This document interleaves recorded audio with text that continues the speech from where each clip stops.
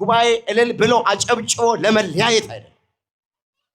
ዛሬ የተማርነው ትምህርት አዳንቆ ለመሄድ አይደለም። መዳናችን ወደ እያንዳንዳችን ቀርቧል። መጽሐፍ ምን ይላል? በተወደደ ሰዓት ሰማሁ፣ በመዳን ቀን ረዳሁ። የተወደደ ሰዓት አሁን ነው፣ የመዳን ቀን አሁን ነው። ወገኖቼ የመዳን ቀን አሁን ነው የሚልበት ምክንያት ከጥቂት ደቂቃ በኋላ ምን እንደሚሆን አይታወቅም። ከጠበቅነው በእምነት ከጠበቅነው ታሪክ ይቀየራል፣ ነገር ይገለበጣል፣ እንባችን ይታበሳል፣ አፋችን በሳቅ ከንፈራችን በእልልታ ይሞላል። በሀገር ላይ ያለው ታሪክ ይቀየራል፣ በዓለም ላይ ያለው ታሪክ ይቀየራል፣ በግል ሕይወታችን ያለው ታሪክ ይቀየራል። አይዟችሁ፣ ዝም ብላችሁ እግዚአብሔርን ጠብቁት። አንተ የምትተኛ ንቃ ማለት በኃጢአት ያንቀላፋ ንቃ፣ ከሙታን መካከል ተነሳ ሲል፣ አዎ ከሙታነ ሕሊና፣ አዎ በኃጢአት ከሞቱ ሰው ሞተ የሚባለው ወገኖቼ ነፍሱ ከስጋው ሲለይ ብቻ አይደለም። ሰው ሞተ የሚባለው ከእግዚአብሔር ርቆ ሲኖር ኃጢአት እንደ ውሃ እየጠጣ ንስሐ አልገባም ብሎ የሚኖር ሰው ካለ እሱ ሙት ነው የሚባለው። እግዚአብሔር ከቁሞ ወወልድ ወመንፈስ ቅዱስ አሃዱ አምላክ አሜን። ክርስቶስ ተንሥአ እሙታን አሰሮ ለሰይጣን ሰላም ኮነ። ክርስቶስ በታላቅ ኃይልና ስልጣን ከሙታን መካከል ተለይቶ ተነሳ። ሰይጣንን አሰረው፣ አዳምንም ነፃ አወጣው። ሰላም ከእንግዲህ ወዲያ ደስታና ሰላም ሆነ። አባቶቼ ካህናት፣ ወንድሞቼ ዲያቆናት፣ ዘማሪያን፣ ዘማሪያት፣ የሰንበት ትምህርት ቤት ተማሪ ወጣቶች በዚህ ቅድስና ስፍራ ላይ ቃሉን ለመስማት እመቤታችንን ለመማፀን ከሩቅም ከቅርብም የተሰበሰባችሁ ሁላችሁ በእግዚአብሔር ሰላምታ እንደምን አመሻችሁ። አሜን። አምላካችን እግዚአብሔር ያለፈውን ጊዜ በሰላምና በጤና አስፈጽሞን በእድሜያችን ላይ ይህችን ቀን ተጨማሪ አድርጎልን ቃሉ በሚነገርበት ስፍራ ላይ የሰበሰበን የአባቶቻችን አምላክ የእኛም አምላክ እግዚአብሔር ስለማይነገር ስጦታው ቅዱስ ጳውሎስ እንደተናገረ ክብርና ምስጋና ይግባው። የእናታችን የእመቤታችን የቅድስት ድንግል ማርያም አማላጅነት አይለየን። እግዚአብሔር አምላካችን በመካከላችን ተገኝቶ የቃሉን ደጅ ለሁላችንም ከፍቶ የሚረባንንና የሚጠቅመንን ነገር እንዲያስተምረን የእሱ ቅዱስ ፍቃዶ ይሆንልን። በሚኖረን ቀሪ ሰዓት እግዚአብሔር እንደረዳንና እንደፈቀደልን መጠን የምንማማርበት የትምህርታችን ርዕስ የሚሆነው ሐዘናችሁ ወደ ደስታ ይለወጣል የሚል ይሆናል። ይህንን በርዕስነት ያነሳነውን ኃይለ ቃል በመጽሐፍ ቅዱሳችን ላይ ተመዝግቦ የምናገኘው በዮሐንስ ወንጌል በምዕራፍ 16 ቁጥር 20 ላይ። እስኪ አንድ ጊዜ ላስቸግራችሁ፣ ይሄ ድምፅ የሚሰማችሁ ሁላችሁም በርዕስነት ያነሳነውን ኃይለ ቃል በአንደበት ብቻ ሳይሆን ከማስተዋል ጭምር ሆነን ሁላችን በህብረት ለመናገር ራሳችንን እናዘጋጅ። ሐዘናችሁ በሉ እስኪ። ብዙ ናችሁ፣ ድምፃችሁ እጅግ አነስተኛ ነው። የእግዚአብሔርን ቃል የሚናገር አንደበት ይባረካል። ለመባረክ ስትሉ ሁልጊዜም የእግዚአብሔርን ቃል የመናገር ልምድ ይኖራችሁ። ሐዘናችሁ ወደ ደስታ ይለወጣል። እግዚአብሔር የሁላችንንም ሐዘን በደስታ ይለውጥልን። ይህን ርዕስ መነሻ አድርገን መነጋገር ያስፈለገበት ምክንያት ወቅቱን ዘመኑን የዋጀ ትምህርት መማር እንድንችል ርዕሱን መርጠነዋል።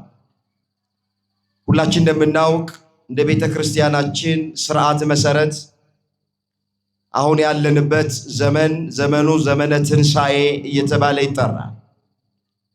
ወሩ ደግሞ ወርሃ ትንሣኤ እየተባለ ነው የሚጠራ። በዚህ 50 ቀን ውስጥ ቤተ ክርስቲያን ስለ ክርስቶስ ትንሣኤ የምትመሰክርበት ወቅት ላይ ነው ያለ። የምንቀድሰው ቅዳሴ፣ የምንዘምረው መዝሙር፣ የሚነገረው ቃል እግዚአብሔር፣ የሚሰበከው ምስባክ በነገረ ትንሣኤው ዙሪያ ላይ ሰላምታችን ቅድም በመግቢያ ላይ እንደተለዋወጥን የክርስቶስን ትንሣኤ የሚያበስር ነው። በዚሁ መሰረት በዚህ ርዕስ መነሻነት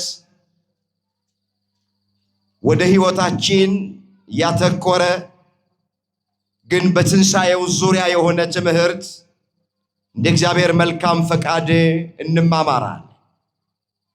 ቆሞ ለመናገር ቁጭ ብለውም ለማድመጥ ጥበብ ከእግዚአብሔር ሲሰጥ ብቻ ነውና ለእኔ ለባሪያው ተናጋሪ የሆነ አንደበትን ለእናንተም ለሰሚዎቹ አስተዋይ የሆነ ልቡናን ቸሩ አምላካችን እግዚአብሔር ለሁላችንም በቸርነቱ ያድለን። በዚህ ርዕስ ውስጥ በርዕስነት ያነሳነው ቃል ለማን እንደተነገረ አስቀድመን እናያል። የደቀ መዛሙርቱ ሐዘን ከመቼ እስከ መቼ እንደነበረ በጣም ባጭሩ እናያል። ሐዘናቸው ወደ ደስታ እንዴትም እንደተለወጠ ተመልክተን በመጨረሻ ከክርስቶስ ትንሣኤ የምንማረው ቁም ነገር ምን እንደሆነ መጽሐፍ ቅዱስን መሰረት አድርገን አይተን ትምህርታችንን እንቋጨዋል። እንግዲህ የትንሣኤ በዓል በቤተ ክርስቲያናችን ከሌሎች በዓላት ይልቅ ብልጫ ያለው የበዓላት ሁሉ በኩር ተብሎ ነው የሚነገረው። ትንሣኤ እምነታችን ትርጉም እንዲኖር ያደረገ፣ ስብከታችን ትርጉም እንዲኖር ያደረገ ትልቅ በዓል ነው። የእግዚአብሔር ልጆች ትንሣኤ ባይኖር ሰው ሞቶ ፈርሶም በስብሶ የሚቀር ቢሆን ኖሮ እንዲህ ተሰብስቦ የእግዚአብሔርን ቃል መስማት ባላስፈለገ ነበር። ቤተ ክርስቲያን መተን 3 ሰዓት ቆሞ ማስቀደስ ትንሣኤ ባይኖር ባላስፈለገ ነበር። አብያተ ክርስቲያናትን ማነጽ ትንሣኤ ባይኖር ምን ይጠቅማል? ንስሐ ግቡ እያልን የምንሰብከው ከኃጢአት ርቀን ጽድቅ እየሰራን የምንኖረው ቅዱሳት ገዳማትን እየዞርን የምንሳለመው ወገኖቼ ከሞት በኋላ ሕይወት አለ፣ ከመቃብር በኋላ ትንሣኤ አለ። ክርስቶስ ደግሞ የትንሣኤያችን በኩር ነው ብለን ስለምናምን ነው። ሐዋርያው ቅዱስ ጳውሎስ በቆሮንቶስ ለሚገኙት ክርስቲያኖች እንዲህ ብሎ ጽፎላቸዋል። ወደ ትምህርቱ በጥልቀት ከመሄዳችን አስቀድሞ ይህንን እመለከታለሁ። አንደኛ ቆሮንቶስ ምዕራፍ 15 ቁጥር 12 ጀምሮ እንደዚህ ይላል። ክርስቶስ ከሙታን እንደተነሳ የሚሰብክ ከሆነ ግን ከእናንተ አንዳንዶች ትንሣኤ ሙታን የለም እንዴት ይላሉ? ትንሣኤ ሙታንስ ከሌለ ክርስቶስ አልተነሳማ። ክርስቶስ ካልተነሳ እንግዲያስ ስብከታችን ከንቱ ነዋል፣ እምነታችሁም ደግሞ ከንቱ ናት አለ። ትንሣኤ ከሌለ በኤፌሶን ከአውሬ ጋራ መታገሌ ከንቱ ነው አለ ቅዱስ ጳውሎስ። ስለዚህ ሁላችሁ ስብከታችን ከንቱ እንዳይሆን፣ እምነታችን ከንቱ እንዳይሆን ጌታችን መድኃኒታችን ኢየሱስ ክርስቶስ ሞተ በሥጋ በሦስተኛው ቀን ደግሞ ተነሳ። ስለዚህ ሕይወታችን ትርጉም እንዲኖር አደረገው። አምላካችን እግዚአብሔር በአባቶቻችን ዓይን የትንሣኤውን ብርሃን እንድንመለከት ስለፈቀደልን ስሙ የተመሰገነ ይሁን። እንመለስ ወደ ተነሳንበት ርዕስ። ሐዘናችሁ ወደ ደስታ ይለወጣል። ርዕሳችን ይሄ ነው። በዮሐንስ ወንጌል ምዕራፍ 16 ቁጥር 20 ላይ የተመዘገበ ቃል። ቃሉን በዚህ ስፍራ ላይ አስቀድሞ የተናገረው ጌታችን መድኃኒታችን ኢየሱስ ክርስቶስ የተናገረው ቃል። ቃሉም ለጊዜው የተነገረው ሁሉን ትተው ለተከተሉት፣ ከዋለበት ለዋሉት፣ ካደረበት ላደሩት፣ የእጁን ተአምራት በዓይኖቻቸው ለተመለከቱት፣ የቃሉን ትምህርት በጆሮቻቸው ላደመጡት፣ ዋስትና የሚያሰጥ ሥራቸውን ትተው ከእሱ ጋር ለነበሩት ለደቀ መዛሙርቱ የተነገረ ቃል ነው። ወደ ርዕሳችን መሠረታዊ ሐሳብ መምጣት ይቻለን ዘንድ እየፈጠንኩኝ አንድ ታሪክ ባጭሩ እመለከታለሁ። እንድትከታተሉኝ በእግዚአብሔር ፍቅር እጠይቃችኋለሁ። እንዲህ ይላል የዮሐንስ ወንጌል ምዕራፍ 16 ቁጥር 16 ጀምሮ። ጥቂት ጊዜ አለ አታዩኝም፣ ደግሞ ጥቂት ጊዜ አለ ታዩኛላችሁ፣ እኔ ወደ አብ እሄዳለሁና አላቸው። የእግዚአብሔር ልጆች በርዕስነት ያነሳነውን ቃል ጌታችን ኢየሱስ ክርስቶስ ለደቀ መዛሙርቱ የነገራቸው ከመሞቱ በፊት ነው። ጥቂት ጊዜ አለ አታዩኝም አላቸው። ከጸሎተ ሐሙስ እስከ ትንሣኤ ያለውን ጊዜ ነው ጥቂት ጊዜ አለ አታዩኝም ያላቸው። ደግሞ ጥቂት ጊዜ አለ ታዩኛላችሁ አለ። ታዩኛላችሁ ሲል በትንሣኤው ሌሊት ሞትን ድል አድርጌ ስነሳ ታዩኛላችሁ ማለቱ ነው። ይሄን ሲላቸው ደቀ መዛሙርቱ እርስ በርሳቸው እንዲህ ተባባሉ ይላል። መምህራችን ጥቂት ጊዜ የሚለው ይህ ምንድን ነው? የሚናገረውን አናውቅም አሉ። ኢየሱስም ሊጠይቁት እንደወደዱ አውቆ እንዲህ አለ፣ ጥቂት ጊዜ አለ አታዩኝም፣ ደግሞ ጥቂት ጊዜ አለ ታዩኛላችሁ ስላልኩ ስለዚህ እርስ በርሳችሁ ትመራመራላችሁን? እውነት እውነት እላችኋለሁ እናንተ ታለቅሳላችሁ፣ ሙሾንም ታወጣላችሁ፣ ዓለም ግን ደስ ይለዋል። እናንተ ታዝናላችሁ፣ ነገር ግን ሐዘናችሁ ወደ ደስታ ይለወጣል አላቸው። ስለ ነገረ ሞቱ በአይሁድ እጅ ተላልፎ እንደሚሰጥ በመስቀል ተሰቅሎ እንደሚሞት የመጣበትን ዓላማ ለደቀ መዛሙርቱ ሲነግራቸው ሐዘን በልባቸው ውስጥ ገባ። የሁላችሁ የእግዚአብሔር ልጆች ኢየሱስ ክርስቶስ ወደዚህ ምድር የመጣው ለመሞት ነው የመጣው። ሁላችንም ወደዚህ ምድር የመጣ ነው ታውቃላችሁ፣ ለመኖር ነው። ማንም ሰው ለመሞት ብሎ የመጣ ማንም የለም። ሞት እያንዳንዳችንን ፈልቅቆ ነው የሚወስደን እንጂ እሞታለሁ ብሎ ወደዚህ ምድር የመጣ ማንም ሰው የለም። የኢየሱስ ክርስቶስ ግን ይለያል። ወደዚህ ምድር የመጣው ለመሞት ነው። ሞቶ ሕይወቱን ሊሰጥን፣ እርቃኑን ሆኖ ጸጋውን ሊያለብሰን፣ ተቸንክሮልን እኛን ከችንካር ሊያላቅቀን፣ ድሃ ሆኖ በሱ ድህነት እኛን ባለጠጎች ሊያደርገን፣ መራራ ሐሞትና ከርቤ ጠጥቶ ጣፋጩን ወይን ሊያጠጣን፣ አንገቱን ዘንበል አድርጎ ቀና ብለን እንድንሄድ ሊያደርገን ኢየሱስ ክርስቶስ በጠቅላላ ሊሞት ነው የመጣው። የሁላችሁ እንዲህ የሚል ቃል በመጽሐፍ ቅዱስ ተመዝግቧል።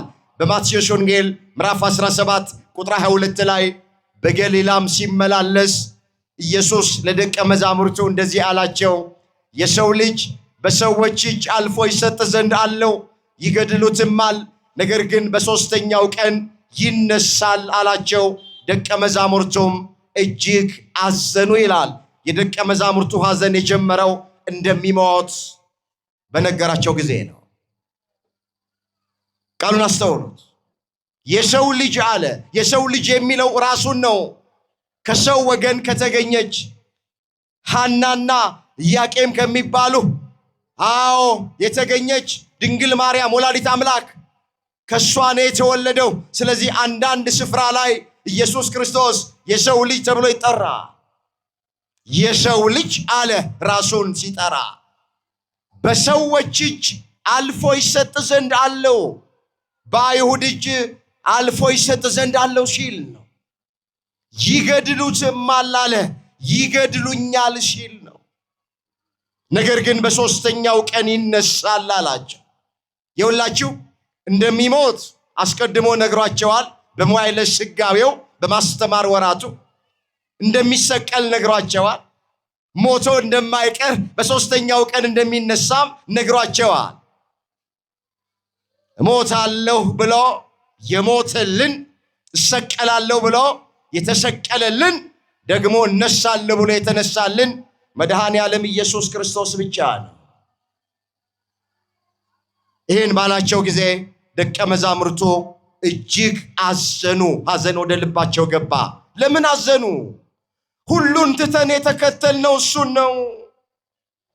ስንራብ የሚያበላን፣ ስንጠማ የሚያጠጣን፣ ስንታመም የሚፈውሰን፣ ስንጨነቅ ከጭንቀታችን በቃሉ የሚያረጋጋን፣ ተስፋ ስንቆርጥ የተቆረጠብንን ተስፋ በቃሉ የሚቀጥልልን እሱ ነው። ሁሉን ትተን ተከትለነዋል። እሞታለሁ ይላል። እሱ ከሞተ ስንራብ ማን ያበላናል ብለው፣ ስንጠማ ማን ያጠጣናል ብለው፣ ስንታረዝ ማን ያለብሰናል ብለው፣ ስንታመም ማን ይፈውሰናል ብለው ደቀ መዛሙርቱ አዘኑ። የደቀ መዛሙርቱ ሐዘን የጀመረው ጌታ በመዋዕለ ስብከቱ እንደሚሞት በነገራቸው ጊዜ ነው። ልባቸው ውስጥ ሐዘን ገባ። ታሪኩ ሰፊ ነው። አዎ እናንተ እኔ በተያዝኩ ጊዜ አላቸው ታለቅሳላችሁ፣ ሙሾንም ታወጣላችሁ፣ ዓለም ግን ደስ ይለዋል። ዓለም ምን ይለዋል? ደስ ይለዋል። ዓለም ያለው ዓለማውያንን ነው። ዓለም ያለው አይሁድን ነው። ዓለም ያለው ዲያብሎስና ሰራዊትን ነው። መጽሐፍ ቅዱስ ዲያብሎስን ዓለም ይለዋል፣ አይሁድን ዓለም ይለዋል፣ የሥጋን ሥራ ዓለም ይለዋል። እናንተ አለ ደቀ መዛሙርቱን ታለቅሳላችሁ፣ ሙሾንም ታወጣላችሁ፣ ዓለም ግን ደስ ይለዋል፣ አይሁድ ግን ደስ ይላቸዋል። ከተያዝኩበት ቀን አንስቶ መከራ ሲያደርሱብኝ፣ ሲገርፉኝ፣ ሲሰቅሉኝ፣ መራራ ሐሞትና ከርቤ ሲያጠጡኝ አይሁድ ደስ ይላቸዋል። ደስታቸው ግን ጥቂት ጊዜ ነው አለ። እናንተ ደግሞ እኔ በተያዝኩ ጊዜ ታለቅሳላችሁ፣ ሙሾን ታወጣላችሁ አለ። አንድ ምሳሌ አመጣ። ሴት በምትወልድበት ጊዜ ወራቷ ስለደረሰ ታዝናለች። ነገር ግን ሕፃን ከወለደች በኋላ ሰው በዓለም ተወልዷልና ስለ ደስታዋ መከራዋን ኋላ አታስበውም። እንግዲህ እናንተ ደግሞ አሁን ታዝናላችሁ፣ ነገር ግን ሐዘናችሁ ወደ ደስታ ይለወጣል አለ። ሁላችን እንደምናውቅ አንዲት ሴት የመውለጃዋ ወራት ሲቃረብ የመውለጃዋ ወራት ሲደርስ 7 ወር 8 ወር ስትገባ ምጡን እያሰበች እንዴት ይሆናለው ብላ ታዝናለች። ይህን ሁላችን ጠንቅቀን እናውቀዋል። የምጥ ነገር ስለሚያስጨንቅ፣ የምጥ ነገር ከባድ ስለሆነ ከእናቶቿ ስለሰማች እንዴት ነው ማልፈው፣ እንዴት ነው ያን ጊዜ የምወጣው እያለች አዎ መውለጃዋ ሲቃረብ ታዝናለች ብሎ በምጥ በተያዘች ሴት መስሎ ለደቀ መዛሙርቱ ኢየሱስ ክርስቶስ ይናገራቸው ጀመረ። ነገር ግን ወንድ ልጅ በወለደች ጊዜ፣ ሕፃን በታቀፈች ጊዜ ልክ ጎረቤቶቿ መጥተው የወለደችውን ሕፃን ልጅ ሲያስታቅፏት እንዲህም ሲሏት ምጡን እርሺው ሕፃኑን አንሺው ሲሏት እንደገና አፏ በሳቅ ይሞላል። ያቺ ሴት መከራዋን ትረሳዋለች፣ ምጡን ትረሳዋለች። እንደገና ወደ ባሏ ትመለሳለች።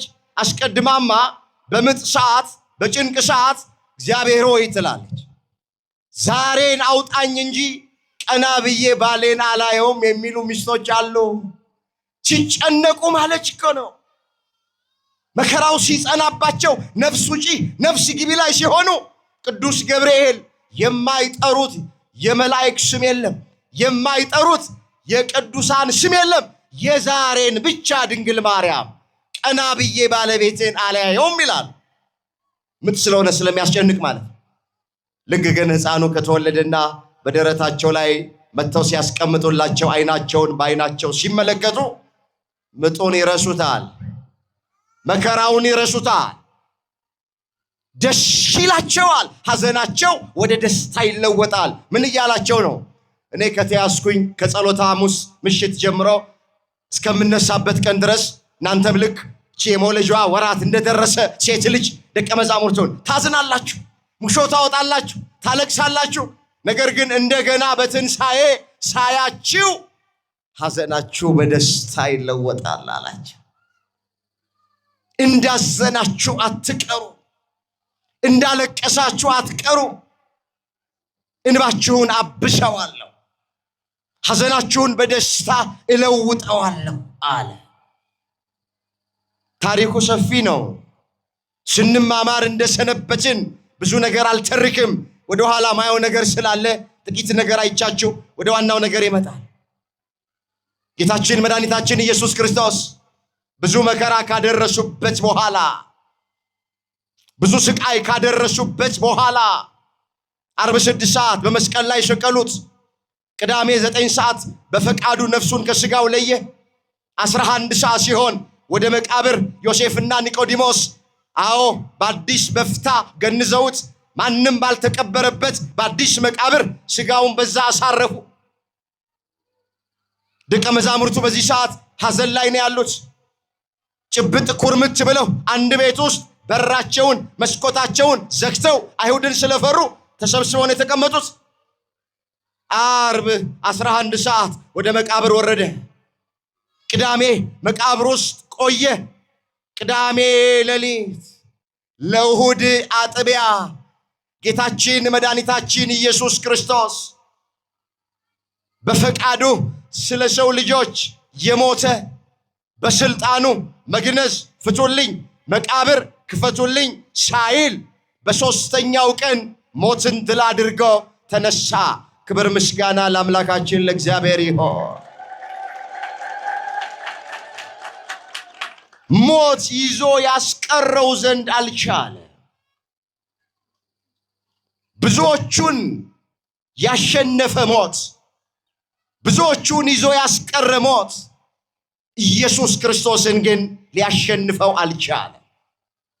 በዚህ በሐዋርያት ሥራ በምዕራፍ 2 ቁጥር 24 ላይ ሞት ይዘው ዘንድ አልቻለም ተብሎ ተጽፏል። እስኪ ቃሉን አብረን እንበለው። ሞት በሉ እስኪ ይዘው ዘንድ አልቻለም። ብዙ ባለስልጣኖች፣ ብዙ የሃይማኖት መስራቾች፣ ብዙ ዝነኛና ስመጥር የሆኑ ሰዎችን ሞተዋል፣ ፈርሰው በስብሰው ገና ትንሣኤንም ይጠብቀዋል። በጣም ስመጥር የተባሉ ለሰማይም ለምድርም ይከብዱ የነበሩ በሕይወት እያሉ ሞት አሸንፏቸዋል። ስጋቸው በስብሶ አጥንታቸው ተልከስክሶ መቃብር ውስጥ ነው ያሉት። የስንቱን ስም ልጥቀስላችሁ? የክርስትና እምነት መስራች ኢየሱስ ክርስቶስ በፈቃዱ ሞቷል። ሞት ግን አላሸነፈውም። በሦስተኛው ቀን ሞትን ድል አድርጎ ተነስቶልናል። ክብር ምስጋና ለስሙ ይሆንልህ።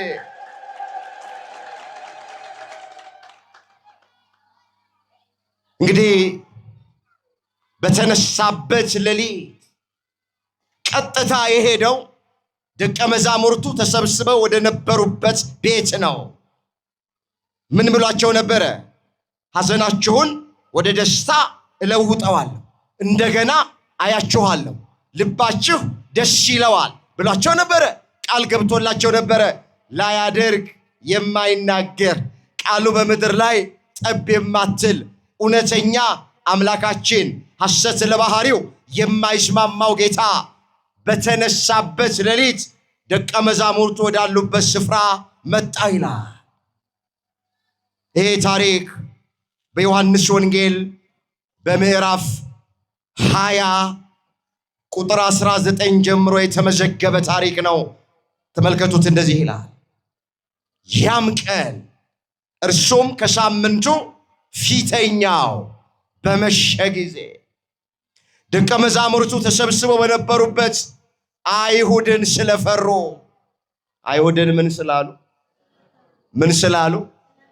አዎ በሱ የደረሰ በእኛ እንዳይደርስ ብለው ደቀ መዛሙርቱ አይሁድን ስለፈሩ ከተያዘበት ምሽት ጀምሮ አንድ ቤት ውስጥ ገብተው ተሰብስበው ቁጭ ብለዋል። ደጃፋቸውን ዘግተው ማለት ነው። አይሁድን ስለፈሩ እሱ እንደገረፉት እኛን እንዳይገርፉን፣ እሱ እንደሰቀሉት እኛን እንዳይሰቅሉን፣ በእሱ ላይ መከራ እንዳደረሱበት በእኛ ላይ መከራ እንዳያደርሱብን ብለው አንድ ቤት ውስጥ በራቸውን ዘግተው አይሁድን ስለፈሩ ተቀምጠዋል። ታውቃላችሁ 5 እንጀራና 2 ዓሣ አበርክቶ ሲመግብ 5,000 ሕዝብ በልቶ ነበረ። በመከራው ሰዓት ግን ክርስቶስ ብቻውን ነበረ። አይሁድን ስለፈሩ ደቀ መዛሙርቱ ሁሉ ትተውት ሸሽተዋል። ጴጥሮስ እንኳን ምንድን ነበር ያለው? ሁሉ ቢክድህ እኔ አልክድህም ብሎት ነበረ። ጌታችን ግን ምን አለው? ጴጥሮስ ዶሮ ሳይጮህ ስንት ጊዜ ትክደኛለህ? የሁላችሁ በተሳካልን ጊዜ፣ በሞላልን ጊዜ፣ በምቹ ጊዜ፣ ሰገነት ላይ በወጣን ጊዜ ከኛ ጋራ መውጣት መግባት የሚፈልጉ ከኛ ጋራ ጊዜያቸውን ማሳለፍ የሚፈልጉ ሞልተዋል። ወዳጅ ማለት ባልንጀራ ማለት ተቸግረን ሳለ ታመን ሳለ 5 እና 10 ሳንቲም በቸገረን ጊዜ ካጠገባችን ማይለይ ነው። ክርስቶስ ታምር በሰራ ሰዓት የሆሳና ቀን እውር ሲያበራ ለምጽ ሲያነጻ ጥቂቱን አበርክቶ ሲመግባቸው ብዙዎች ነበሩ። በመከራው ሰዓት ግን ሁሉም ትተውት ሸሽተዋል፣ ጀርባቸውን ሰጥተውታል። አይሁድን ስለፈሩ ሁሉም ሸሽተው በራቸውን ዘግተው ተቀምጠዋል።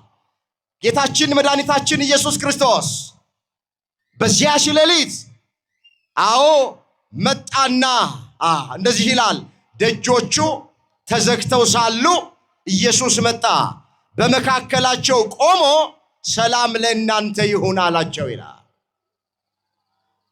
ይህንን ሰላም አምላካችን እግዚአብሔር ለዓለማችን ይስጥልን። ይህንን ሰላም፣ እውነተኛ ሰላም ለሀገራችን ለኢትዮጵያ ይስጥልን። ይህንን ሰላም እግዚአብሔር ለእያንዳንዳችን ይስጠን። ደጆቹ ተዘግተው ሳሉ ኢየሱስ ክርስቶስ መጣ፣ በመካከላቸው ቆመ፣ ሰላም ለእናንተ ይሁን አለ። ይህንን ብሎ እጆቹን ጎኑን አሳየ። ደቀ መዛሙርቱም ጌታን ባዩት ጊዜ ደስ አላቸው። ምን አላቸው? ማንን ባዩ ጊዜ ምን አላቸው? አስቀድሞ ምን ብሏቸው ነበር? ሐዘናችሁን በምን ቀይረዋል? ንገሩኝ፣ በምን ቀይረዋል? አሁን ሐዘናቸውን ወደ ደስታ ቀይረው አልቀየረው? ጌታን ባዩት ጊዜ ደስ አላቸው። ከሙታን መካከል ተለይቶ ተነስቶ በተዘጋ ደጃፍ ውስጥ ሳይከፍት ገብቶ ሰላም ለእናንተ ይሁን ባላቸው ጊዜ ትንሣኤውን በገለጠላቸው ጊዜ ወገኖቼ ደስ አላቸው። በዕለተ ዓርብ በጅራፍ ሲገረፍ ጎኑን በጦር ሲወጋ ጠቁሮ የነበረው ፊቱ ወይቦ የነበረው ፊቱ አሁን በትንሣኤ ዕለት እንደ ፀሐይ ብርሃን አብርቶ ባዩት ጊዜ ደስ አላቸው። ሞቶ የነበረው ሕያው ሆኖ ባዩት ጊዜ ደስ አላቸው። ሐዘናቸው በደስታ ተለወጠ፣ እንባቸው ታበሰ፣ አፋቸው በሳቅ ከንፈራቸው በእልልታ ተሞላ፣ ታሪካቸው ተቀየረ። ክብር ምስጋና ለአምላካችን ለእግዚአብሔር ይሁን። የገባላቸውን ቃል በጊዜውና በሰዓቱ ፈጸመ። ሐዘናችሁን ወደ ደስታ እለውጣለሁ ብሎ ነበረ። የደቀ መዛሙርቱን ሐዘን ወደ ደስታ ምን አደረገው? ለወጠው። ወገኖቼ የእኛንም ሐዘን ወደ ደስታ መድኃኔዓለም በቸርነቱ ይለውጥልን። የነሱ ሐዘን መምህራቸውን ጌታቸው በተያዘ ጊዜ፣ በተሰቀለ ጊዜ፣ መከራ በተቀበለ ጊዜ ያዘኑት ሐዘን፣ እኛ ደግሞ አሁን በዚህ ዘመን ያለን ብዙ የምናዝንበት ነገር አለ። በኑሮ ጉዳይ የሚያዝኑ ሰዎች አሉ። በትዳራቸው ሰላም አጥተው የሚያዝኑ ሰዎች አሉ። በገዛ ባሏ የምታዝን ሚስት ትኖራለች። በገዛ ሚስቱ የሚያዝን ባል ይኖራል። በአሰሪዎቹ የሚያዝን ሰራተኛ ይኖራል። በሀገር ጉዳይ እናዝናለን። ስለ ቤተ ክርስቲያናችን በምንሰማው እናዝናለን። በገዛ ጓደኞቻችን የምናዝን እንኖራለን። የሥራችን ጉዳይ ተበላሽቶብን የምናዝን ሰዎች እንኖራለን። ፍትህ አጥተን በዚህ ጉዳይ የምናዝን እንኖራለን። በትዳር ውስጥ እየኖርን ልጅ ስላልተሰጠን በዚህ ምክንያት አንገት የደፋን ልባችን ያዘነብን ይኖራለን። ስንቱን ልተርክላችሁ። ሐዘናችን ይለያያል እንጂ ሁላችንም ሐዘንተኞች። እናቱን አጥቶ የሚያዝን ይኖራል። አባቱን አጥቶ የሚያዝን ይኖራል። እህቱን አጥቶ የሚያዝን ይኖራል። ወንድሙን አጥቶ የሚያዝን ይኖራል። ጎረቤቱን አጥቶ ስንቱን ልተርክ። ሐዘናችን ይለያያል እንጂ ሁላችንም ሐዘንተኞች ነን። ቃሉን አስተውሉት። ሐዘናችሁን ወደ ደስታ እለውጠዋለሁ የሚል ነው። የደቀ መዛሙርቱ ሐዘን ብቻ አይደለም ወደ ደስታ የሚለወጠው የተለወጠው፣ የኛም ሐዘን ወገኖቼ ተስፋ ካደረግነው፣ ከጠበቅነው፣ ካመንነው ሐዘናችንን ለደስታ ሊለውጠው አምላካችን እግዚአብሔር የታመነ ነው። ግን ጥቂት ጊዜ በሕይወታችን ውስጥ እንደ ደቀ መዛሙርቱ የሐዘን ጊዜ፣ የለቅሶ ጊዜ፣ የመከራ ጊዜ፣ የጭንቅ ጊዜ ይኖራል። ኦርቶዶክሳውያን ይሄ ድምፅ የሚሰማችሁ አይዟችሁ። ደቀ መዛሙርቱ ሐዘናቸው ከሐሙስ እስከ ትንሣኤው ቀን ነው።